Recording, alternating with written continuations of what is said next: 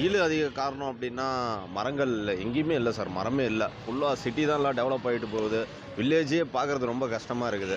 So அதுதான் ஒரு காரணம். எங்கேயுமே வந்து பார்த்திங்கன்னா பில்டிங் தான் எல்லாம் அதிகமாக இருக்குது. ஒதுங்கிறதுக்கு கூட நிழல் இல்லை.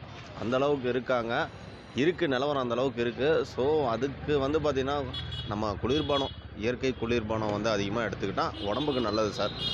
ஆனால் இதில் ரொம்ப கஷ்டப்படுறது யாருன்னா, இந்த கட்டட வேலை செய்கிறவங்க, ரோடு வேலை செய்கிறவங்க, இவங்க தான் ரொம்ப சிரமம். ஏன்னா இதை விட்டு அவங்களுக்கு வேலையும் இல்லை. அவங்களுக்கு ஹெல்த்து கண்டிஷனும் ரொம்ப மோசமாகும் இந்த நிலவரத்தில். ஸோ அவங்களுக்கு கவர்மெண்ட் ஏதோ செய்யலாம்.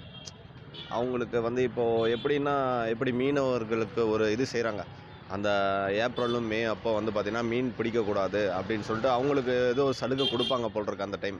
ஸோ அந்த மாதிரி இவங்களுக்கும் கொடுத்தா நல்லாயிருக்கும். ஏன்னா இவங்க தான் அதிகம் வெயிலில் பாடுபடுறது. என்ன தவிர்க்கலாம், கண்டிப்பாக தவிர்க்கலாம். ஏன்னா அவங்களுக்கெல்லாம் எதிர்ப்பு சக்திங்கிறதே கம்மி தான். ஸோ அதனால் அவங்க தவிர்க்கணும். கண்டிப்பாக சார்.